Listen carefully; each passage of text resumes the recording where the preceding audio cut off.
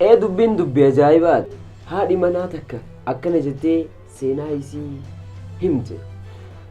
Naaf jaalalleen koo waggaa 4 waliin turre.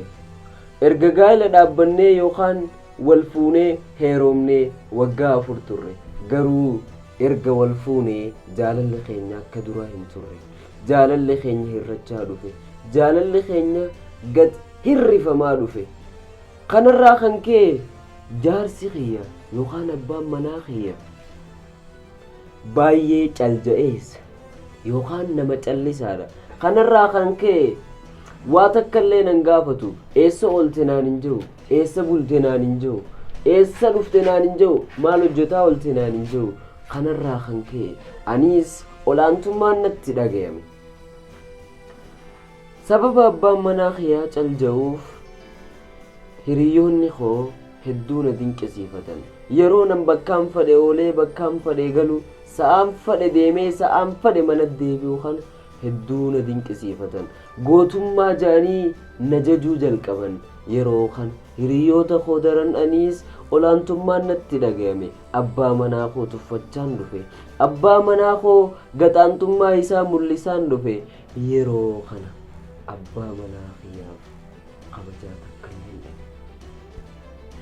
Guyyaa tokko halkan irraa sa'a 5 gara manaa bakkaan fadhe akkuma amma dura barametti oolee yeroo mana galaa jiru ulaa dhodho'ee yerooniifiin ol seenu. Abbaan manaa koo na gaafate. Keessa isaatti gubatee hedduu aaree waan hagaarraa caljachaa ture kana natti ol baafate. Akkana naan jechuun na gaafate. Ati maaliif bultii keetiif bakka hin kennitu? Jaalalli keenya kan gaa'ela duraa san maaliif dhabame naan jedhe. Yeroo kanaanis akkuma amma dura barame tuffadhee darbadheen ol seenuuf jedhe. Yeroo nan gara manaa ol seenuuf darbadhu abbaan manaa kiyya na kabale. Kabalaan inni na kabale kun yeroo duraatiif na kabaluu isaati. Takkaa na kabalee hin beeku. Alatti na gabbaasee barandatti na dhiisee mana cufatee ifii mana bule. Dubbiin dubbii ajaa'ibaati.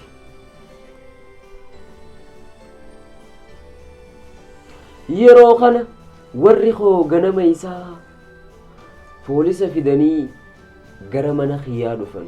Yeroo gara mana kiyyaa dhufan isa fuudhanii maaliif intala keenya akkana goote jaanii gara mana iddoo amala sirreessaa mana hidhaa geessan.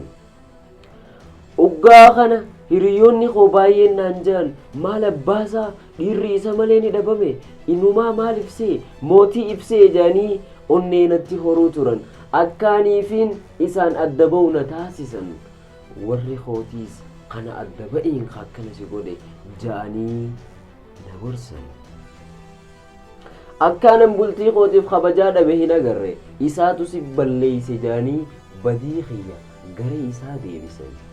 Uggaa kanaanis murteeffadhe adda bahuu qabna na hiikuu qabda je'eeniin mana amala sirreessaatirraa baasnee manguddoota fidannee waan na barbaachisu guutumatti adda baafannee tan isaatis isaaf kennamee tiyyaas naaf kennamee adda baafne. Uggaa kana hiriyoonni koo naan jedhan ammallee maal abbaasaa inumaa inni dhiira ni dhabame sa'ee dhiirri isa malee hin jiru itti fakkaate jedhanii onneen oggoluu jalqaban. Yeroo kana kophattii hafe. Abbaan manaa kootiis kophattii hafe.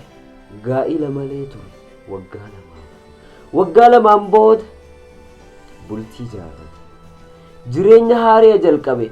Hedduu jireenya isaa mijjeeffatee nama naa ol isa kabaju argate. Jireenya isaa mi'eeffatee jireenya gaarii itti fufuu jalqabe. Anammoo kophattiin. Waggaa 3 booda hiriyoonni koo kan maal abbaasaa naan jechaa turan san heerumanii mataa qaqqabanii jaarsa isaanii wajjin jireenya bareedaa jiraachaa jiran. Anatti nafne anaatu kophatti hafe. Kabajaa jaarsa kiyyaaf dhaburraa kan ka'e alatti hafee jira. Hiriyoonni koo kan gaafa duraa maal abbaasaa naan jechaa turan san marri gaarii hin goone akka malee dalayde jaarsa keetiif kabajuu qabda jaarsa keetiif iddoo olaanaa kennuu qabda naan jedhanii erga waa hundi raawwateen booda amma haala haaraan dhufanii na gorsan. Dubbiin dubbii ajaa'ibaati. Abbaan manaa koof haati warraa isaa jireenya gaarii waliin jiraachaa amma ilmaan 2 horanii jira.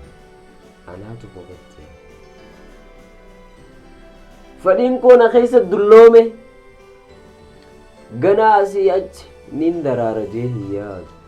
Sababaaniifin ambultiif kabaja dhabeef abbaa manaa koo xiqqeessaa tureef rabbiin kana na godhe jette gaa haadhi seenaa tana hojjette. Baasaabbe baasni bahe kana warroottan bultii jaartanii jirtan abbaa manaa keessaniif iddoo olaanaa kannaa abbaan manaa keessa yeroo calja'u maaliif akka caljee hubadhaa. Adaraa shamarran keessaafuu shamarran muslimaa keessaafuu shamarran oromoo